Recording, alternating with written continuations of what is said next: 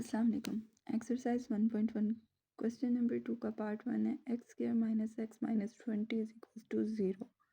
इसको हमने solve by factorization करना है।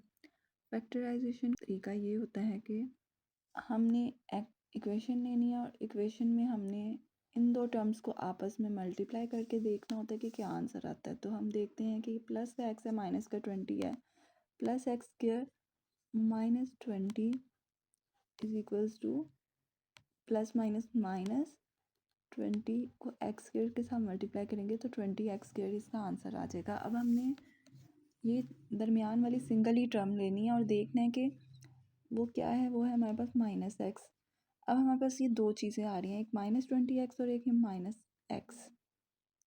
तो अब हमने दो फैक्टर्स ऐसे बनाने हैं कि जिनको हम मल्टीप्लाई करें तो आंसर माइनस 20 एक्स स्क्वायर आए और प्लस करें तो माइनस एक्स आंसर आए। तो सोचने के बाद हमारे जहन में आता है कि एक फैक्टर है 4 और एक फैक्टर है 5, जिसको हम मल्टीप्लाई करने तो आंसर 20 आता है और प्लस माइनस करें तो आंसर 1 आता है। तो अब हमने देखना है कि किस टर्म के साथ प्लस का निशान आए और किस टर्म के साथ माइनस का निशान आए, ताकि ये माइनस इसके साथ भी आ जाए और इसके साथ भी आ जाए। तो अब हम देखें कि प्लस माइनस करते हुए साइन माइनस का आ रहा है, यानी बड़ी रकम के साथ माइनस का साइन आना चाहिए। और अब हम देखें कि प्लस का 4 और माइनस का 5 जो है क्या मिलके माइनस 20 एक्स और माइनस एक्स बना रहे हैं। तो हम चेक कर लेते हैं कि प्लस माइनस माइनस साइन बड़ी रकम का यानी माइनस आ जाएगा और 5 में से 4 निकाला 1, तो ये कंडीशन ट्रू हो गई है। अब हम मल्टीप्लाई करके देखते हैं कि 5 4 से 20 प्लस माइनस माइनस, इसमें साइन बड़ी रकम का नहीं आता, जो हमने सॉल्व करना होता है वही आता है। जैसे प्लस माइनस माइनस तो साइन माइनस का आ गया, तो ये भी कंडीशन ट्रू होगी। तो यानी हमारे ये फैक्टर हैं 4x और माइनस 5x। इसको हमने क्वेश्चन में पुट किया x square plus 4x minus 5x minus 20 is equals to 0। अब हमने इन दो टर्म्स को लेना है और फिर दोबारा इस टर्म्स को लेना है और इसको लहदा से सॉल्व करना है, इसको लहदा से सॉल्व करना है।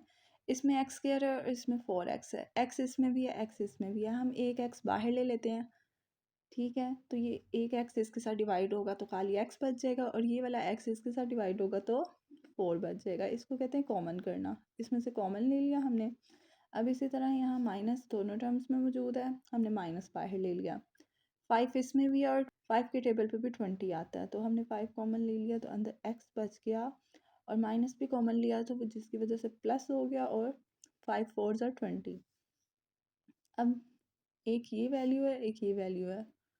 अब एक ये टर्म है एक ये टर्म है, इसमें भी x प्लस 4 मौजूद है, इसमें भी x प्लस 4 मौजूद है। इन दोनों में से हम x प्लस 4 बाहर ले लेंगे तो इस टर्म में से बचा खाली x हमने यहाँ लिख लिया और इस टर्म में से बचा खाली -5, तो वो -5 हमने यहाँ लिख दिया।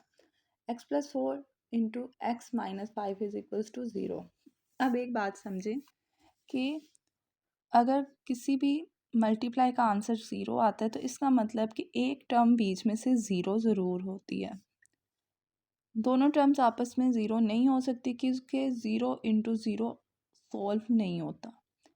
तो इसका मतलब है या ये टर्म 0 है या ये टर्म 0 है, यानी या x plus 4 is equals to 0 होगा इस टर्म में या x minus 5 is equals to 0 होगा।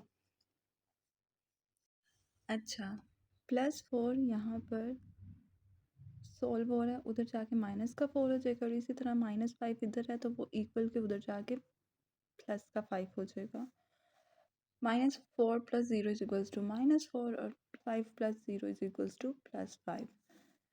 x इज इक्वल्स टू -4 आया आंसर और एक x के आंसर आया है 5। तो सोल्यूशन सेट हमारे पास आया -4 और 5, इन दोनों आंसर्स को बीच में लिख देंगे।